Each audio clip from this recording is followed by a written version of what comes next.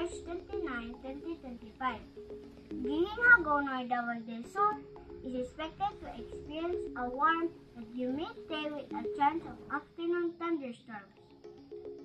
The day will begin with partly cloudy skies, becoming cloudy after midnight, with a low temperature around 25 degrees Celsius. Humidity levels will be high, around 90%. In the afternoon, temperatures are anticipated to reach up to 29 degrees Celsius, with a 30% chance of rain and afternoon showers. Please stay updated with the latest weather information and take necessary precautions during adverse conditions. That's your weather update for today.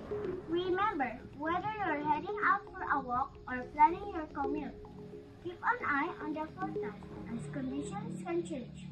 Stay safe, stay prepared, and check back for more updates throughout the day. This is Rian Emmanuel Anog reporting, wishing you a wonderful day ahead. Take care and we'll see you next time.